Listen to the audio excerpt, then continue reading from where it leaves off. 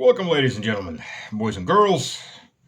And today is the 9th of April. So we've got 11 more days till Holy Pascha.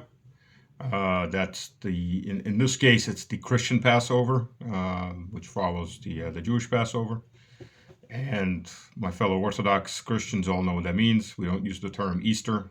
That's a Catholic term that came up much later after the schism. So the Great Lent is ending this Sunday, and as only the Orthodox, we celebrate the ending of 40 days of fasting with a week of additional fasting. That's right, baby. It's one more lap. That's the way we do it. So, anyways, lots to talk about today.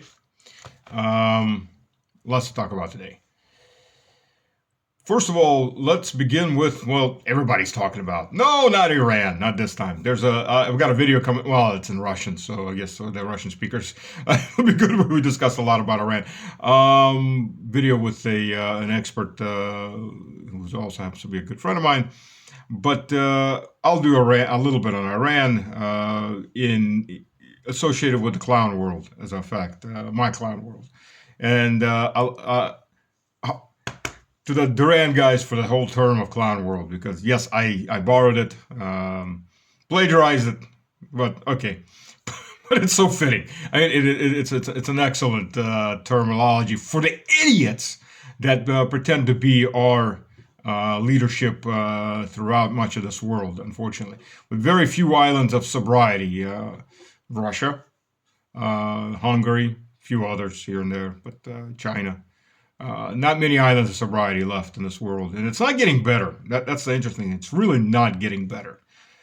Okay, so let's begin with China, and this is going to be a statistics-heavy talk, because you can't talk trade wars without talking statistics. That's just the way it is. So bear with me, but this paints the picture. Okay, so of course, everybody's talking about Trump's massive tariffs on the entire world. All truth be told, like I said before in the previous videos, the majority, because this goes out to everybody, the majority of these tariffs are going to be paid for by the U.S. consumer. Whether in full or partial, it will be paid for. And American consumers, American manufacturers, even if they don't use any imported parts, will also raise prices, at least in the short to medium term.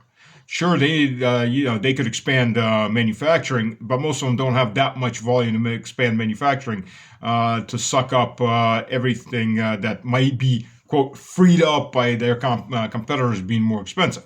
Partially because it's lines of manufacturing. People don't just keep lines staying around for nothing for a constant while, hoping something will come along the way. And maybe if they knew it's coming, they're preparing for it. That's one thing. But again, imported volumes, the U.S. imports a gigantic volume of consumer goods. Most of those manufacturing cannot be taken up very quickly. And even if it could, more than likely the supply chain couldn't handle the extra demand without having to import. And then you go right back to we're having price increases because imported subcomponents are going to be hit just as well as completed goods. And again, ladies and gentlemen, it takes a while to set up a manufacturing facility from scratch, particularly because the U.S. doesn't really build tools anymore. It does, but it's all got imported components, and if there's a big demand, they're not going to be able to meet that demand. So tooling machines are still going to take time. They're still going to be expensive. It's not just a matter of walking some building, flipping on the lights, and we got a factory again. Woohoo! No, it doesn't work that way. Those factories weren't left just for shits and giggles. Those factories were basically hollowed out, including the electrical works and any other utilities. Hollowed out, sold off, and they're rotting buildings. So even if you get a building, even if it has all the hookups, what do you do now? You need the equipment. A. B. You need the people. You need to set up a supply chain. Supply chains isn't something you set up overnight. Being a supply chain senior professional, at the director level. So I can tell you flat out, it takes quite a while, unless you just want to go on trust and hope that whoever's supplying whatever's supplying is actually at the level of quality that they say they are. Oftentimes people lie. Wow, yeah, I know. Captain Obvious. Well, okay. Maybe I'm already Major Obvious. Heading toward Colonel and General Obvious. Um, Commanding General Obvious. That's right. That's where we're heading to right now. So that's one thing. But then you get certain blocks of countries or certain countries that are a block of its own that are going to respond differently. Sure, little countries are going to rush over and, okay, Uncle Sam, Mr. Trump, the great emperor of the world. Oh, you're so great and you're so orange and you just make my wanker hard, or you make me flush with hormones. Oh, do unto us as you wish. But can you drop those tariffs a little bit? Little countries are going to do that. Why? Because they're little countries. They don't have much weight, and they're going to kiss ours as much as they can, especially if they're under threat of being invaded by the U.S., like, say, Panama is again. Because giving concessions to the U.S. sure as hell didn't slow that talk about being having its major asset annexed off of its territory, did it? Free travel for American ships. We're going to ban Russian ships and so on. Did that help you, Panama? It isolated you from a lot of possible support, like, say, Russia, China, other countries supporting you. But it sure as hell didn't save you, did it? And it won't save you. Once you're fully isolated, you're going to be taken advantage of in the most inappropriate and obscene ways possible. That's the way the cookie crumbles, as they say. So we go on. China and the EU, sure, they can do blocks. Here's the problem with the EU. The EU has no depth. The EU is lacking in a lot of its materials.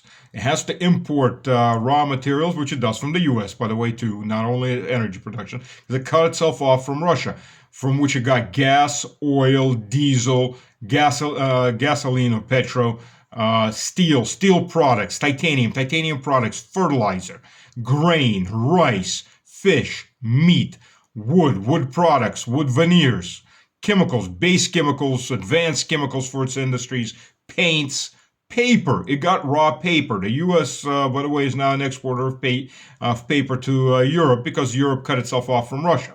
Russia, by the way, now manufactures the paper products it bought back from Germany, such as cardboard. A friend of mine was the IT director in a major pulp and paper factory in Russia. They used to sell those giant rolls of raw paper to the Germans, and they bought back, the Russian industry bought paper for your printing machine, your photocopiers. They brought in toilet paper. They brought in paper for cardboard, and so on and so on. And when they got cut off of that, the Germans, of course, then ran out of things like paper for toilet paper and newspapers because the raw paper was gone. Now they had to either use their own wood products, which are very expensive and not in nearly that much supply, or buy from the U.S., which is going to be more expensive regardless. Russia, on the other hand, as his company did, they built 4 manufacturing facilities in 2 years, producing cardboard. Now Russia produces all of its own cardboard. No longer will it ever import cardboard from Germany. It doesn't need to. That's what happens when you force someone to finally do the right thing. In Orthodoxy, we believe we're taught that God often sends us our enemies to force us to do those things that we should have been doing in the first place. For example, the Mir card, which, by the way, the EU is now banking around. We need our own credit card. Yeah, well, thanks to you, thanks to the Americans, Russia set up its own credit card, the Mir card, and it set it up back in 2015, 2016. So 9 years ago. The EU is now realizing this in a panic, in a much worse economic situation than Russia ever was. Yeah, I love that. Russia is 2% of the world market. No, it's not. First of all, Russia is part of GDP is much higher than that in its value of production. Why? Because it's always been downplayed by Western companies to be able to buy things out cheaper in Russia. And unfortunately, many Russian companies had no idea what their actual market value was, and they just went along with this. Russia is a full cycle manufacturer of many things. Airplanes, for example. commercial airplanes, not just fighters and bombers, but transport planes, passenger planes. Russia manufactures its own short range and medium range airliners, and is working on manufacturing its own long range airlines. And by the way, full cycle manufacturing, all parts come from Russia. And again, thank you America for that, because under Trump, or maybe it was Obama before that, but Trump upheld it the first time around. The U.S. banned the export of fiber materials for wing constructions to Russia, because I said, Russia's starting to rebuild its aviation manufacturing. We don't want that, and we're going to just screw them. And I'm talking about civilian manufacturing. So the U.S. banned the export of Russian fiber to Russia, fiber materials for plane wing manufacturing. Now, that's right, wings are not steel anymore. A long time ago, they've stopped being steel because steel is heavy. And these materials are, they're flexible and they're very light. And that did to do a job on Russian airline manufacturing for about 3 years. And in those 3 years, Russia got on its feet and set up its own manufacturing facility for fiber materials for wing manufacturing. Now it instantly became one of the top competitors to the U.S. Thank you, America. When you try to, in Russia, there's the saying of you dig a grave for another and wind up laying in it yourself. That's what America does constantly lately, because up here, not a lot, except ego and stupidity. Ego and arrogance go hand in hand. And stupidity, let me phrase that, stupidity and arrogance go hand in hand. And the stupid, arrogant ones are usually the last ones to find out. So we got to go back to this. By the way, U.S. exported to China $6.8 billion worth of aviation parts. Guess what? Russia manufactures a lot of those parts. And for Boeing, too, because of these sanctions. Russia started reverse engineering various parts for Boeing. Plus, Russia was one of the biggest before even that, Russia was one of the biggest suppliers of Boeing parts. That's right, because Russia has titanium and the aluminum industry. And by the way, the main design bureau for Boeing was in Moscow with over 700 engineers working on it. Again, thanks for training them up. Those that weren't already well trained, you trained up the rest of them, and now they work for Russian industry. Whoops. Not sure who Boeing uses now for design. I mean, losing a bureau of 700 people, I'm sure they bought some of them over, but the majority stayed. Went across the street and set up their own shop. That's how it usually works. So that's $6.8 billion in this trade war that Russia can fit and help China alleviate of imports from the U.S. by manufacturing in Russia and selling to China. So what are we talking about here with China? China is not going to back off. It doesn't need to back off. It showed its teeth to a degree previously with the previous Trump administration. And Trump had to come to the negotiating table, and China came back and did start buying some American goods that it stopped buying. But you got to understand, the majority of American goods that China buys are things that Russia can supply. Those are food goods, agriculture goods. Now, just so you understand, U.S. sells around $150 billion worth of materials to China. All in all, U.S.-Chinese trade is $688 billion, which, so you understand, Asian trade as a block of nations with, and we got to go block, because the U.S. is not a small country, after all. It's 330 million legals and probably another 20 to 30, maybe 40 million illegals. Who knows how many are really running around. Which causes a lot of the inflation, too, in prices on things in the U.S. People won't tell you that much, but all this mass immigration does have a push-on effect on price of housing, availability of housing, that's the price of housing and apartments, and lots of other things. So with Asia, the U.S. has a trade, China has a trade of $982 billion. With the EU as a block, $786 billion. With the U.S., it's $688 billion. And with Russia, it's $245 billion. And the reason Russian trade isn't bigger, which I think is going to start changing very quickly, is because Chinese banks sabotage it. That's right. Chinese banks are actively sabotaging Russian-Chinese trade, very actively.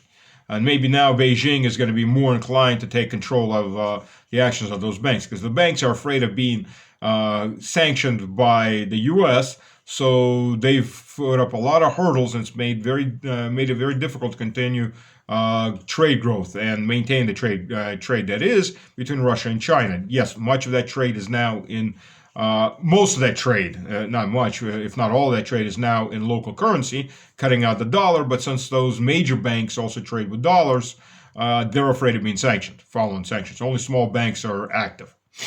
Maybe now that there's going to be a full-on trade war, and the U.S. has flat out said that it wants, its aim is China is the enemy, and we're going to have to deal with China, that maybe the Chinese government is going to take a little more active notice on what its banking sector is doing, or rather not doing, and start advancing that trade. Because really the main thing right now that's blocking a much larger trade between China and Russia is the banking sector.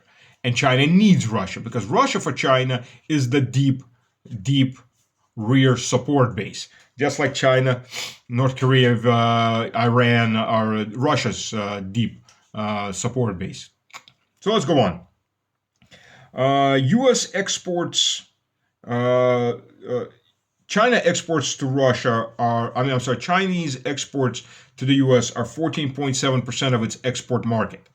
Again, the U.S. is not super critical. True, it would be a hit. It wouldn't be even a small hit. It would be, 14, 15% loss in export volume would be a pretty decent hit. But it wouldn't be a death hit. Far, far from it. China, by the way, is the third largest export market for the U.S., for U.S. goods, after Mexico and Canada. Imports, China imports 6% of its imports from the U.S. And over half of those can be easily, or maybe not super easily, but can be supplemented by Russia. And we're actually in a very good season for that right now. And the planting season out east is just starting to get started. So to Russia, China exports 3% volume, but imports 5%, almost the same amount of what it imports already from the U.S. And those imports really took off under Trump 1. Why? Because what did China replace very quickly out of its major imports? It was agricultural goods. And some of that didn't come back. Actually, Russian food manufacturers really got their push in the manufactured goods and raw goods like rice and corn into China thanks to Trump. Chinese, even though Russia's a agricultural superpower, Chinese, for one reason or another, didn't really import from Russia. They imported from the U.S. And then that all started to change about, Trump won.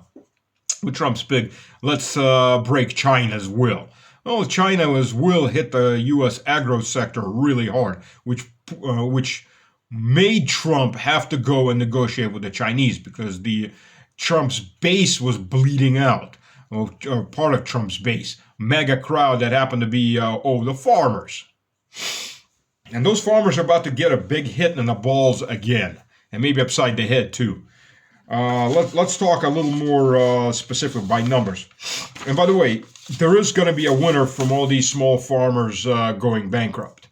It's going to be the biggest winner of America. It's going to be one of the owners of America. It's going to be BlackRock, because they're going to be buying up all these defunct, bankrupt small family farms. And who needs them after all? I mean, you can just buy it up from one mega corporation. After all, America is nothing but mega corporations these days. For those that think you still have choice, you don't. You have choice of brands owned by very few actual corporate entities. And all those corporate entities are, to one degree or another, owned by BlackRock. That's right. Go look up consolidation in the U.S. in the 90s and 2000s and 2010s. Look who owns everything. There are not that many corporations. And now look who's behind or partial ownership in those corporations. I mean, BlackRock has a huge chunk in every single IT company in the U.S. It has a huge chunk in all the 6 food corporations that own almost all of the food brands in the U.S. And as soon as any food brand breaks out, a mom and pop brand breaks out, they just buy it up. Mom and pop get millions, they get billions in the end. So let's review. Oil seeds and grains, wheat, rice, 18, well, this is 23 numbers. I couldn't find 24 numbers yet. $18.5 billion in trade that U.S. exports to, that the U.S. exports to China. Oil and gas, 17.6 billion. Yeah, oil and gas. Grains, oil and gas, you got Russia right next door. Literally next door. That Russian shadow fleet can easily transfer right down the Russian coast right to China and back in all territorial waters without even leaving territorial waters. That's right. So that right there, ladies and gentlemen, is $36.1 billion that can be cut off the U.S. Out of the U.S. and go to Russia. Basic chemicals, 6.5 billion.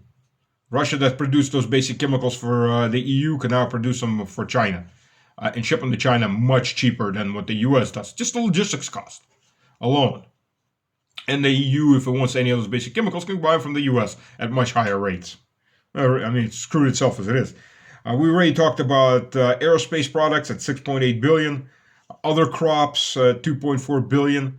Russia can supply most of those crops. True, not some of the southern fruits are in less supply in Russia.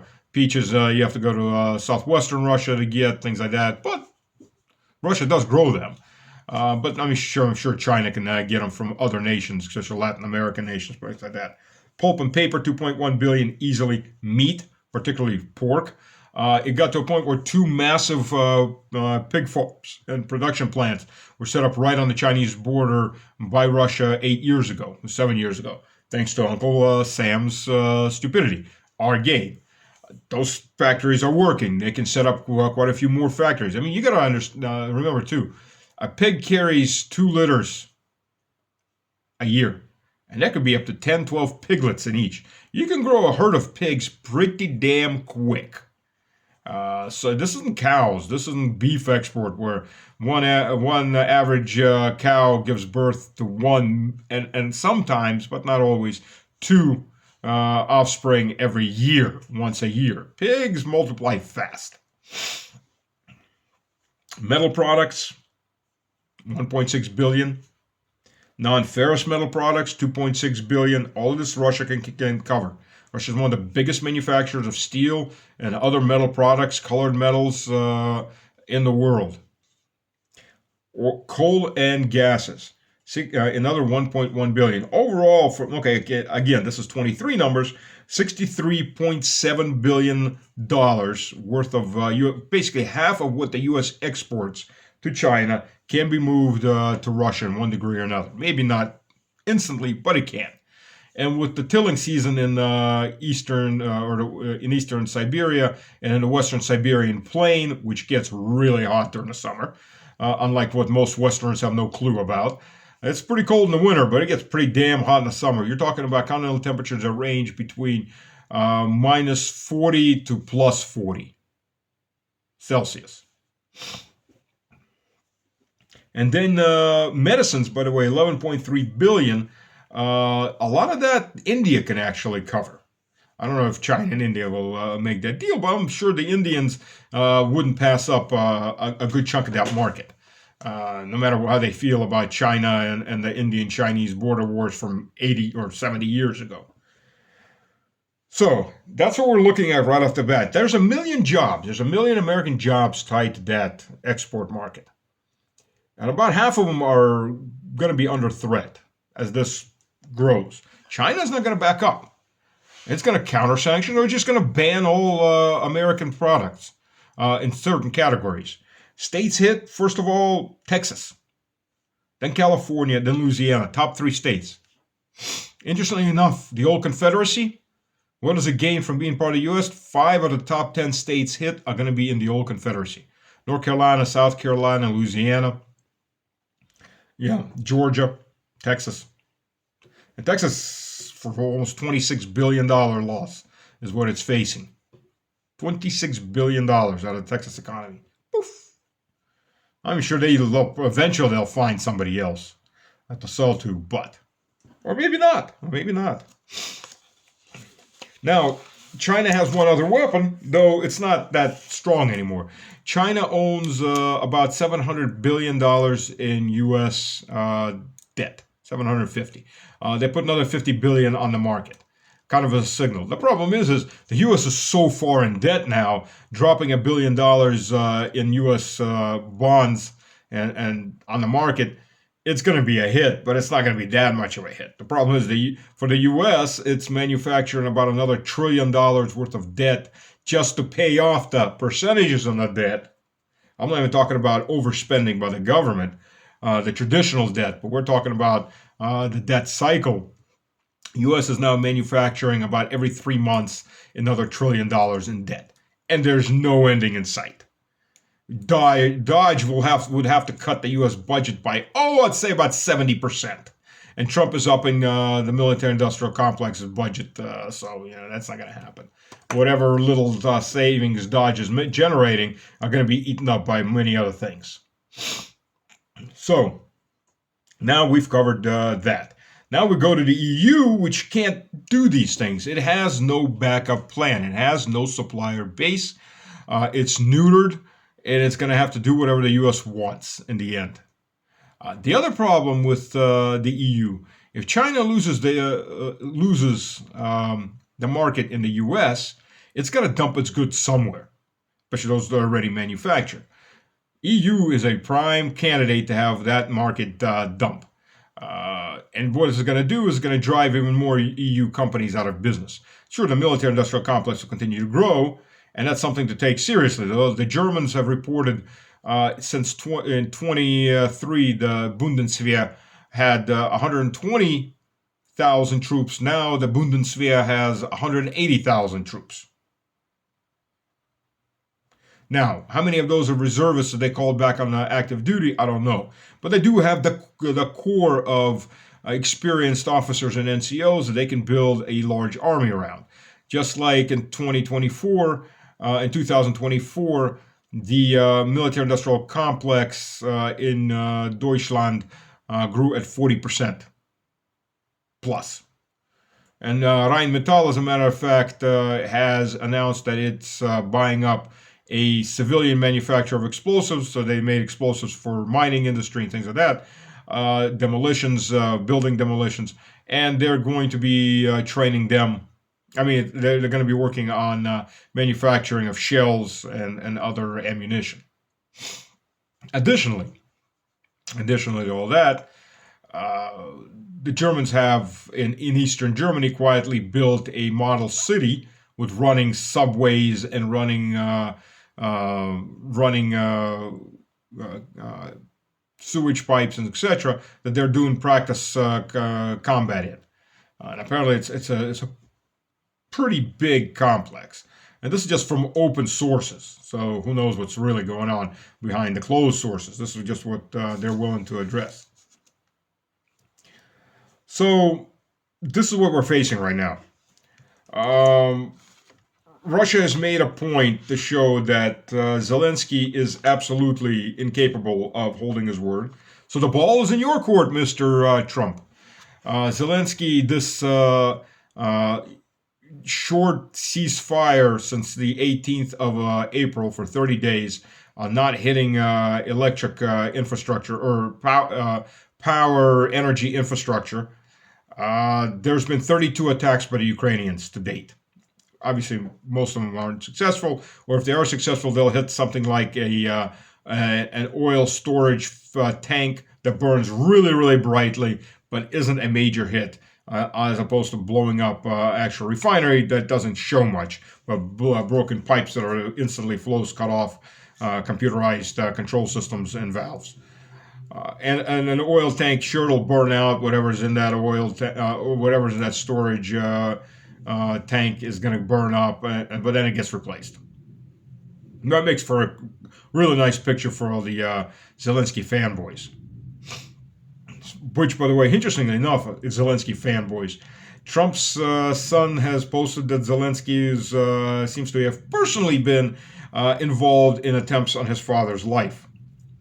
So I think Zelensky's days may be numbered. He wants to put some bets down over under how many days Zelensky's going to be breathing or, quote, arrested and then something happens to him. Because, Project Ukraine and Project Zelensky, while linked, are not fully intertwined and are not dependent on each other. And if Zelensky had any brain power, he doesn't. He would have read his history a little bit and found out what happens to a lot of America's little pet boys and girls in all of these countries. Most of them don't live to old age. And the ones that do and run wind up living to old age in an American jail after their former sponsors and patrons take away all their money and then throw them in jail. At least they talk or something, So, well, it is what it is. That's the history of how the U.S. treats its bastards. They may be a bastard, but they're my bastard. Until I no longer need them, then I'll kill them or put them in jail and take away all their money that I gave them or allowed them to steal.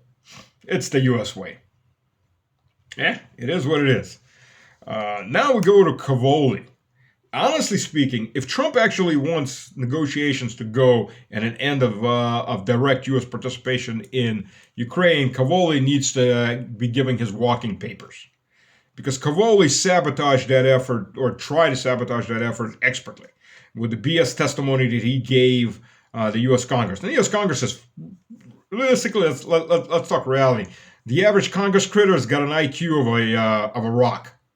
Of a rock that's buried deep underground. That's about how much he knows about the rest of the world, too, about what's going on, no matter how many special briefs they get, or they're hand-fed BS. And since they're incapable of actually, say, I don't know, reading or listening to channels like the Durham or Redacted or Nepotino, Judge Napolitano, or anybody else for that matter that doesn't feed the message they want to hear, they're mostly uninformed. They're like mushrooms, like the old saying goes, kept in the dark and fed shit. That's your average Congress critter. That's why all republics die, because that's what eventually very quickly rises. The theory that, if you have free elections, the best will rise to the top. No, only shit floats up top. And that's what usually rises to the top, unfortunately, in all these systems, is the shit. It's the most corrupt, the easiest bought, by, say, the Israeli lobbies type of people. That's what rises to the top. And while we're at it, I mean, if the U.S. really wants a war with Iran, first of all, U.S. invading Yemen, that's going to be fun if that happens.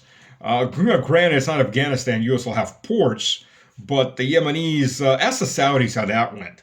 And all the Colombian mercs that were dying back then there and are dying in Ukraine. And the U.S. bombed Yemen quite a few times for the Saudis. That still didn't work out too well. The Yemenis only have about 40, 50 years of warfare under their belt for experience. So they'll fight, and it's a mountainous area. At very best, the U.S. is going to be facing another Afghanistan. Perpetual fighting, perpetual occupation with a population that's extremely hostile. And lots of money for American corporations to make off of more debt. Until that, well, I don't know if that debt bubble bursts totally, but, hey, $7 trillion spent by the U.S. on Iraq and Afghanistan. $7 trillion. That's almost a fourth of the U.S. debt. And that's a conservative figure. I've heard figures up to $11 trillion. But we'll go with a conservative $7 trillion. And where did the U.S. get? Well, the U.S. did compensate slightly for about 100 plus billion of that from stealing Syrian oil, which it continues to do, steal Syrian oil, because, that's how it runs. And we'll link this into Clown World soon enough. So that's so Cavoli comes out with, when the Russians invaded the Ukrainians, they're great fighters, they're best of all because they were nothing but Minutemen, and they took on the entire Russian army.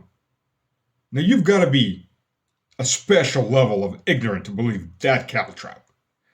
The U.S. had been training to NATO standards the Ukrainian army. Either U.S. are just totally incompetent morons that's serving in the U.S. army that can't train crap. Well, they proved that in Afghanistan. Or Cavoli's a lying sack of shit. I'm going with number 2 in this case. The Ukrainian army was trained by NATO to NATO standards, armed mostly with NATO equipment and arms, particularly small arms, from 2014 and its collapse in Debaltseve and other cauldrons in the east through and up to the beginning of, and to this day, in the special military operation. So they had 8 years of training and equipment from NATO.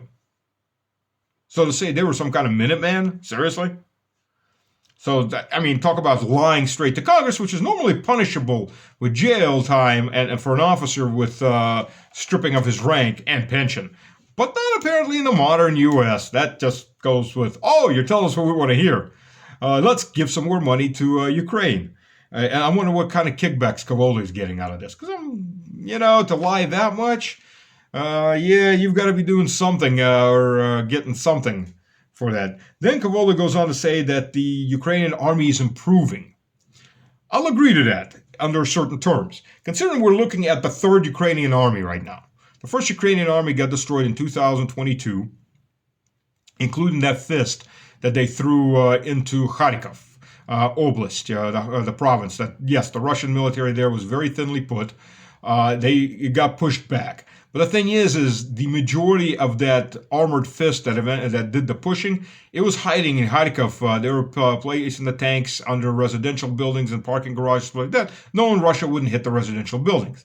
But once that push started, and the flying columns started hitting into heavy resistance, they had to bring in the harder the iron fist, so the steel fist. So they pulled those tanks and those APCs out of Kharkov, and they started their offensive. And they pushed Russia back. They did from eastward from central Kharkov Oblast out to Limon, Krasny Limon, and then which is almost surrounded now, which the Russian counteroffensive is grinding right toward it, and on into the western parts of Lugansk Oblast, Lugansk province, where it was finally stopped because as the Russian line is collapsing, well, it's not collapsing, it's retreating. As it's retreating, doing a fighting retreat, it stops at one point because it's able to regroup slightly, trits the enemy, stops the next line, and you think of it as a spring because the Russian forces are getting closer and closer to our supply base. They're being reinforced. So the line, you just gets to a point where you just can't press that spring anymore.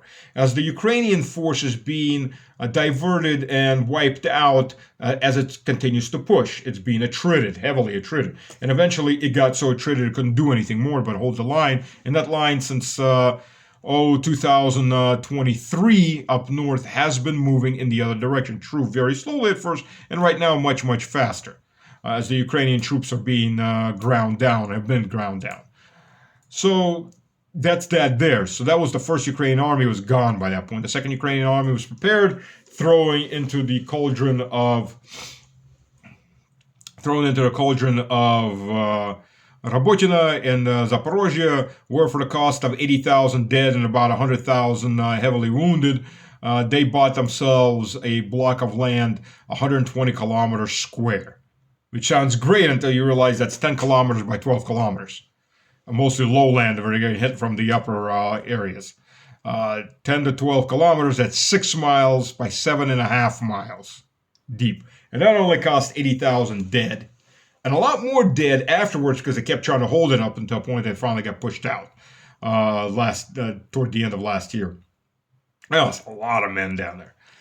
Not to mention places like Klinky where they proof of concept, they took a Russian village on the eastern bank of the Dnieper. The problem is the village is 3 roads wide, parallel roads, and beyond that there was one perpendicular road that led out of there, and the rest was swampland. So yeah, the Russian army couldn't really force its way in. Eventually it did. I don't know why. I would have just let them keep coming. But the Ukrainians couldn't push their way out, and they were under full Russian artillery barrage. They lost 2 battalions of Marines dead, and I don't know how many wounded. Most of those guys, they never got evacuated out there. They would lose these guys, they'd bring them in just right under artillery fire, and they can't move out of that beachhead. I would have kept a meat grinder going forever. Why not? If the enemy is stupid enough to do that. Oh, but then we got Kursk, where the Second Ukrainian Army died, plus everything that was pulled, all the fire brigades that were pulled off. So we're facing off with the Third Ukrainian Army, built up from remains of the previous two and all these guys that they're pulling in. And so to say that they're getting better, yes, they are getting better. Because when you bring in green troops, most of them without any training, the ones that survive are getting better. The majority of them don't survive. So you can't say you have to be brilliant. So if you really thinly look at it, you could say, okay, he wasn't totally lying, but he was full of shit. I don't know how else to put it. Cavoli was full of shit. I mean, these guys, Cavoli and his ilk, are the guys that would, if I had stayed in, I left in 2004. I was captain promotable, so I would have been a major within the next half a year or so. Shorter than that, actually. So that was 20 years ago. I would have been a general as a Russian, I would have never made it past a one-star general if I would have gone that. Plus, I'm politically incorrect and I won't kiss ass. So that kind of kills your career aspects in the U.S. military these days for the last 50, 60 years. Very few. I only knew two good one-star generals, General Hardin and General Griffin. God rest the soul of General Griffin, who passed away from cancer at age 83 back in December of last year. I don't know about General Hardin. I don't know if he's still alive or not. He was a good general. All the other generals I knew that were one-star and above, they were all just political hacks. So whatever trend blew their way, they did it, and they did so much stupidity. It's ridiculous. So I can understand Hagsworth's desire to chop the American general staff. I lived under those morons myself. So yeah, there needs to be a lot of them chopped off. And a lot of those guys, especially 1- and 2-star generals, would have been my classmates at this point. But okay, so does it go. But yeah, so Cavoli's just lying through his teeth. I mean, it should be obvious to anybody with any context on what's actually going on. We're talking about level of Russian hypersonic shovels and washing machines level. Next thing, interesting enough, kind of clown worldish. I had a talk with a person we started debating and discussing U.S. influence on the Western Hemisphere. I mean, the U.S. has been the biggest break in the development of Latin America that there could ever been. It's the U.S. It's its background, backyard. It's the place the U.S. goes to rape, raid, and pillage whenever it needs something. Panama, obviously, is going to be the next example of that. So let's consider this in numbers. So for 2024, the list of the 40 most dangerous cities came out. These are cities with the death rates, highest death rates per capita of 100,000 people. Per 100,000 people. U.S., by the way, normally has about 3, 4, 5 of those cities. This year, the U.S. did much better, only had 2, St. Louis and Baltimore. That's right, St. Louis and Baltimore. I'd expected, Los Angeles to be up there. I would expected Chicago to be up there, or Michigan. Anything, Milwaukee up there. There's a lot of American cities that deserve to be up there, but apparently they didn't. Mexico, by the way, that America under Obama was just dropping police confiscated weapons in on the black market and making money off of. That's 13 of those cities. But out of those 40 cities, let's consider this. There's only one city that's not in the Western Hemisphere. This is America's influence on the Western Hemisphere. 39 of the 40 most dangerous cities in the world. We're talking about, war-torn areas are safer than these cities. Just to understand that. Out of the, I'm not talking war-torn like the front lines of the special military operation, but I'm talking war-torn like civil wars and so on. So we've got, out of the 40 top cities, the only city that is not in the Western Hemisphere is Cape Town. Big surprise there. Cape Town, South Africa. Everything else is Western Hemisphere. Think about that. Just think about that. U.S. influence, and 2 of those are America's, the most exceptional nation in the world. Fix your own backyard, U.S. I'm sure if you go out to 50 or 60 most dangerous cities, there'll be a hell of a lot more American cities there. So, and Mexico, I mean, Mexico, partially from what the U.S. is the biggest drug market in the world by and far. The U.S. Government was selling weapons, just dumping weapons into Mexico, and lots of other things like that. So, and Mexico is basically a failed state at this point that the U.S. looks like is going to get involved again into. I wrote an article in Russian in this case. Maybe I need to write it in English too. The Adventures of Panchavilla 2.0. So it's been almost 100 years. It's been a little over 100 years, 108 years since Adventures of Panchavilla 1.0, where the U.S. charged into Mexico, rode around all over Mexico, did engage Panchavilla's troops a few times, fought with the federal Mexican troops a few times, 10,000 Americans riding back and forth across northern Mexico, and never caught Panchavilla. And the one American plane that Pershing got was shot down. I mean, okay, we're talking about 1916 technology, so they're not exactly high flying, fast planes, but they get shot down by small arms fire by the Panchavilla crew. So that was embarrassing for those times. That was pretty embarrassing, all things considering. So, the clown world. It's going to be for a person I've spoken to, interviewed with, and who's interviewed me, and whom I had a decent amount of respect to, but who has obviously been broken and changed his stripes quite a bit. And lately is just spouting such bullshit that I just cannot not say something. And I'm talking about Scott Ritter. I'm calling you out, Scott. Well, whether you like it or not, but that is what it is.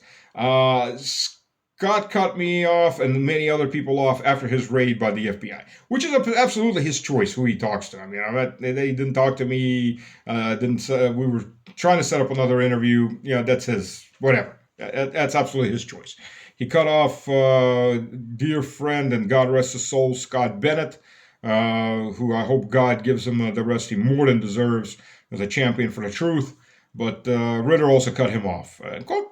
Cut a lot of people off. I know I'm not exactly Uncle Sam's favorite kitty there, so, But, and again, that's his absolute choice. He's got a right to who he wants to associate with and who he doesn't want to associate with. I'm not going to criticize him on that. But I am going to criticize him on the U-turn he's done, on the massive U-turn he's done on things like Iran, on U.S. foreign policy. I mean, it's obviously he's kissing up. He's had his passport confiscated. He's had a raid that he allowed them, an FBI, which is stupid. I mean, FBI came in with a warrant for 2 phones and 1 computer. They carry out 32 boxes of evidence. 32 boxes of material. I won't say it's evidence necessarily. But the fact that he didn't have a sheriff's deputy there, didn't have his lawyer there, allowed them to take that because they didn't have a warrant for it, doesn't say a lot as far as wisdom. What was done is done. And since then, Ritter has seriously, insanely changed his line to basically might makes right. Iran needs to step down, give up its uranium, which, by the way, 60% purity rate, that's medical level uranium. That's industrial level uranium. That's not weapons grade uranium, unless you're making a dirty bomb. 93% is purity rate is weapons grade uranium. You're not going to get a chain reaction at 60%. Sorry, it ain't going to happen. Otherwise, you'd have hospitals blowing up everywhere. I mean, the amount of uranium you'd have to have. I mean, seriously, never mind power plants that have uranium rods. Russia's 70% of the world's processing of uranium ores in Russia. We'd have explosions left and right by this point. So, additionally, with Israel, a non-declared, non-inspected, non-signatory to the Weapons Proliferation Act, nuclear power, do you blame Iran for it when the Israelis are constantly threatening to nuke Iran, that it's just any day now is going to have nuclear weapons? Any day now, by the way, from Netanyahu, who's been going for 30 friggin' years. In just 1 more week, they're going to have nuclear weapons. 30 years of this. For all of you, especially the Zionist, Christian Zionist with memory holes about with memory loss coming from about 3 seconds of information, you've been lied to. And by the way, Iraq, where about 4,000 Americans have died and 40,000 American invalids, because guess what? When the RPG slams into your Humvee, rips your arms or legs off, you may survive thanks to modern medicine. It ain't growing back an arm and a leg. We haven't gotten to that point yet. Hopefully someday we will, soon. But we haven't. So 30, 40 million, thousand, invalids thrown out, all thanks to Netanyahu and his lies. Netanyahu, who was, between being in office, was one of the prime witnesses to the U.S. Congress telling him how Saddam was developing nuclear weapons. There you go. That's who you should be looking for. America's greatest ally that, by the way, has never signed any single treaty with the U.S. Nope. I saw maybe payment contracts to the U.S. Congress. But no, they have not signed any treaty. There are no treaties between Israel and the U.S. Zero. But anyway, so if Ritter's gone on this, Iran needs to surrender. There's nothing Iran can do. Russia won't help Iran. China won't help Iran. I mean, yeah, it wouldn't be quite right for what Trump's doing, but it needs to be done. And Trump could use nuclear weapons to decapitate Iran. And so on and so on. I mean, the level of crap coming out of him the last 3 months totally, especially ever since Trump came in. So it's just gotten ridiculous. I watched 2 of his interviews yesterday. I couldn't get through either one of them. It was just ridiculous. He's lost any and all credibility. I don't suggest read the comments. They're much more interesting than the crap being spewed right now. Iran. I mean, you want to talk about crash U.S. economy? Iran closes the Straits of Hormuz. 11 channels in the Straits of Hormuz. You bring in your own cutters and you scuttle them, and the Straits of Hormuz are closed. Surface to sea missiles all over their batteries up in those mountains and in natural caves and man-made caves. And a lot of those missiles have up to 2,000 kilometer ranges, 1,200 miles. So if they happen to be sitting in the Red Sea, they can still be touched. You close that down, if I remember correctly, about 33 to 36% of world oil stops flowing. U.S. imports somewhere between 7 and 8 million barrels of oil per day. And I would really hope that on the Russian side, if that happens, we take 7 million barrels of oil that we export on a daily basis off the market. Feed China as it needs to, feed India with the cost that India does not re-export to anybody, and watch the U.S. and watch Europe squirm as their economies slam face first into a brick wall. How will $7, $8 a gallon gasoline sound? Maybe $10 a gallon gasoline. That's what you'd be facing. So if Trump is silly enough to try to do this, well, it'll be what it'll be, and Russia will support it because it's an existential crisis for Russia. Iran falls, that opens up the way for the U.S. and NATO into the Russian belly, into Central Asia and into the Caucasus. So Iran is an existential crisis for Russia. Not quite as much as Ukraine, but still pretty well up there. So Russia will defend. China buys quite a bit of oil from Iran. China's been growing its military fleet presence there. In fact, the Iranian-Russian-Chinese naval drills just got ended. India, how much Modi likes to kiss up to the Americans, I don't know why, but let's look at it realistically here too. India has and is buying a lot of oil from Iran. It's one of its major suppliers. So the Indian economy would take a major hit. What would India do? Probably stay neutral in this case. But still, because I don't know why India continuously puts its balls in the American hand and lets the U.S. squeeze as much as it wants, but that's what we've got. So anyway, unfortunately, Ritter's gone clown world. So that's that. That's all I can say for that. And I'm not gonna go back on this subject. It's not worth my time and effort. So, ladies and gentlemen, I have kept you busy listening to me way longer than I intended to. God bless, and let's pray for peace.